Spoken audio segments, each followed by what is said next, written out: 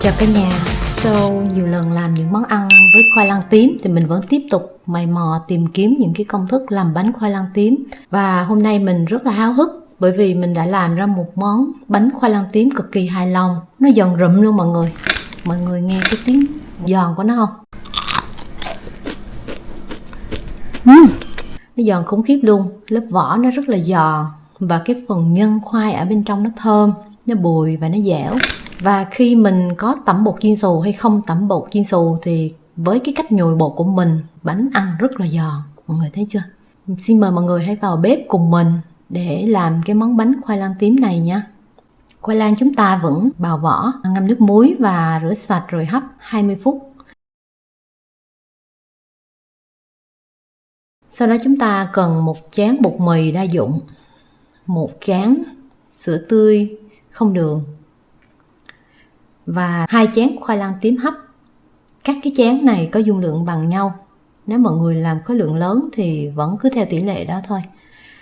Và chúng ta cần tương ứng là 2 muỗng sữa đặc. Vậy thì cái món bánh của mình đã đạt độ ngọt, không cần thêm đường. Và dùng cái chén sữa tươi này bắt lên bếp để mình nấu cho nó sôi. Mình khuấy cho nó đều một chút. Rồi mình cho từ từ cái chén bột mì của mình vào, mình khuấy đều. Để cho cái bột mì của mình nó chín và nó đều. Cũng như đây là cái cách ngờ bột làm cho cái bánh khoai của mình nó dẻo. Nếu mà nó hơi khô thì mình cho thêm vài muỗng sữa tươi nữa. Với công thức này có lần mình làm cái bột khác thì nó lại vừa. Nhưng hôm nay cái bột này nó lại hơi khô thì mình linh hoạt nha mọi người. Khuấy lên cho nó đạt như thế này là mình sẽ cho cái tô khoai lang dầm vào. Tiếp tục mình để lửa nhỏ và mình dùng phới mình khuấy đều cái bột mì với lại khoai lang dầm này. Mình làm như thế này khoảng 2-3 phút là đạt rồi. Khi mà khoai và bột nó trộn lẫn với nhau xong thì mình tiếp tục đem ra ngoài. Mình trộn thêm một chút xíu nữa để cho nó đều đều hơn. Rồi mình sẽ dùng 2 muỗng sữa đặc mình cho vào lúc này. Bột của mình cũng nó hơi nguội nguội nè. Mình cho vào lúc này để giữ được cái vị thơm của sữa đặc đó. Khi mà bột nó nguội rồi đó, rồi mình lại đảo đều tiếp cho nó hòa quyện với nhau.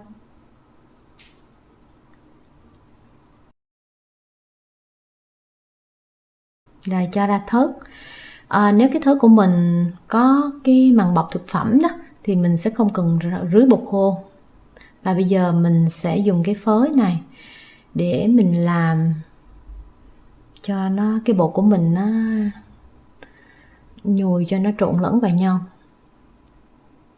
Lúc này bột của mình nó không dính tay nữa thì mình chỉ gấp lại như thế này thôi nè, không cần phải nhồi mạnh tay quá, mình gấp lại như thế này thôi. Rồi để giữ cho cái bột của mình nó dẻo đó, còn nếu mình nhồi mạnh tay quá thì nó sẽ không dẻo. Một chút nữa là mình lăn ra, nó sẽ được 2 cái cây khoai như thế này và mình đem cắt ra thành những miếng đều nhau.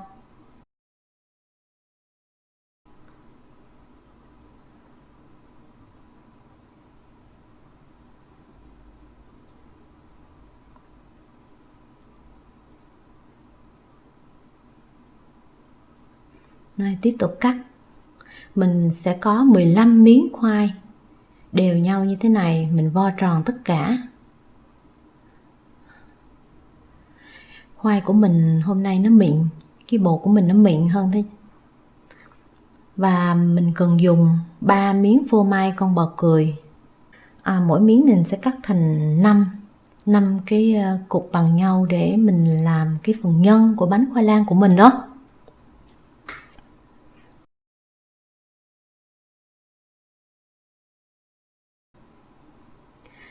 Rồi mình sẽ khoét một cái lỗ cho nó rộng rộng.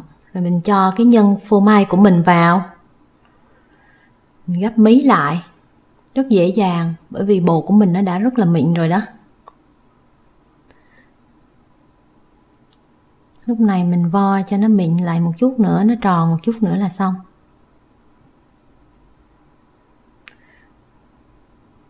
Rồi mình đập dẹp.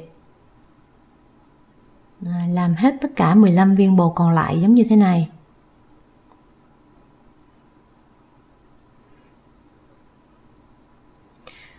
Sau đó thì chúng ta chuẩn bị 3 cái chén, một chén bột mì nè, một chén đập 2 quả trứng gà và một chén đây cháo ăn liền. Cháo ăn liền thay bột chiên xù. Cái cháo ăn liền này người ta làm bằng bột gạo đó, thì khi mình áo cái lớp vỏ ngoài bánh của mình nó rất là giòn mà thơm.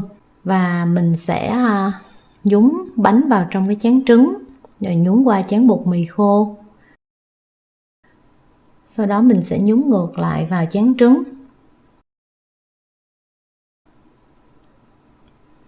Rồi mình sẽ cho vào trong cái chén bột cháo ăn liền. Cách làm chiên xù bằng cháo ăn liền này nó rất là hữu dụng, và trong cái điều kiện không có bột chiên xù á, mình vẫn làm được cái món bánh rất là ngon và thanh. Và mình làm tất cả những cái bánh còn lại như vậy. Mình cho vào cái chảo, mình chiên lửa nhỏ thôi. Dầu thì mình chỉ đổ ngập khoảng 1/2 cái bánh thôi, không cần đổ nhiều dầu quá. Bởi vì cái dầu này mình chiên á, cái phần bột cháo ăn liền nó rơi ra thì mình sẽ không tái sử dụng lại được, nên mình sẽ tiết kiệm dầu. Tuy nhiên đây cũng là cách làm. Mà chút nữa sau khi chiên xong đó, mình còn một cái công đoạn nữa, làm sao để cho cái nhân bánh nó lộ ra giống như lúc nãy mọi người thấy đó. Thì mọi người tiếp tục xem nhé.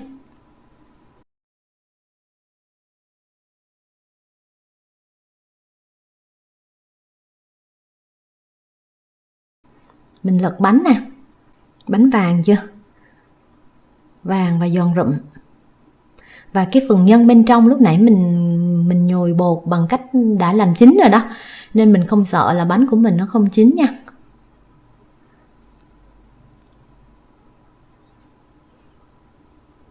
Chiên lửa nhỏ để giữ cho cái dầu của mình nó không bị cháy và món ăn của mình nó lành mạnh. Rồi mình vớt tất cả ra. Như thế này vẫn chưa xong đâu nha mọi người. Nó còn một cái công đoạn nữa mà mọi người nán lại để xem tiếp nhé.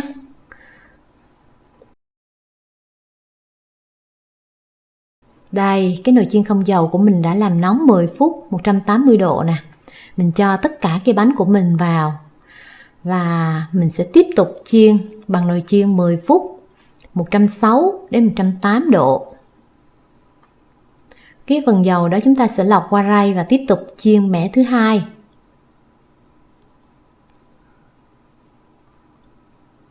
Dầu của mình nó còn trong và không cần phải chăm thêm. Rồi nè, 10 phút nè. Wow, phần nhân nó lộ ra, mọi người thấy chưa? Như cái hamburger vậy đó. Lúc này á, cái bánh của mình đã ra rất là chín luôn và rất là giòn luôn.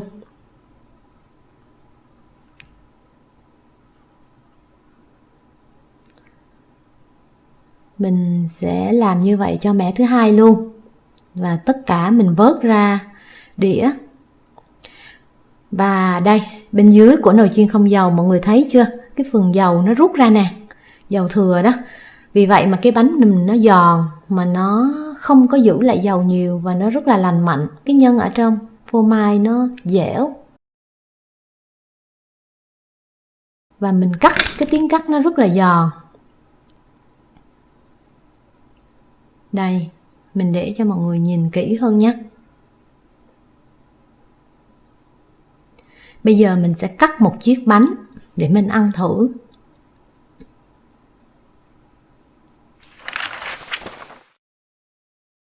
Mình ăn thử nha. Nó giòn rụm luôn. Con mình á, nó rất thích cái bánh này. Nó ước gì khi mà mỗi lần đi biển á, lúc tắm xong mà lên bờ có một chiếc bánh như thế này ăn thì rất là tuyệt vời. Và bây giờ mình sẽ thử nghiệm một mẻ với một cái cách làm không có nồi chiên không dầu, cũng như không cần nhân phô mai. Bánh của chúng ta dưới hai hình dạng khoai lang cán và khoai lang tròn dẹp.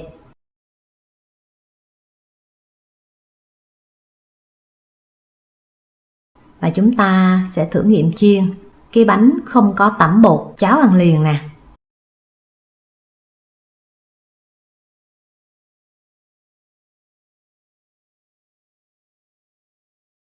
Và cái phần còn lại mình sẽ có tẩm bột nè, tẩm qua trứng, bột mì và bột cháo ăn liền nè.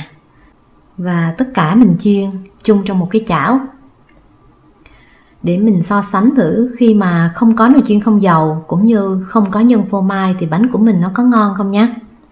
Và cái món bánh này nè, nếu mà trời mưa mọi người ăn thì sẽ ngon kinh khủng luôn. Con mình nó rất là thích luôn.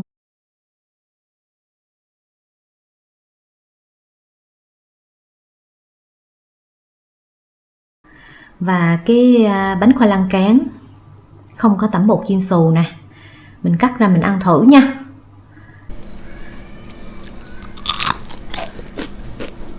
Wow, rất giòn luôn. Như vậy thì sau khi thấm lên giấy thấm dầu, món bánh của mình cho dù không có nồi chiên không dầu theo công thức bột này vẫn rất là ngon. Mình chúc mọi người làm thành công món bánh khoai lang chiên. Và nếu thấy video hữu ích nhớ like, share, đăng ký kênh để nhận những công thức mới hay hơn nữa. Cảm ơn mọi người đã xem video. Tạm biệt, hẹn gặp lại.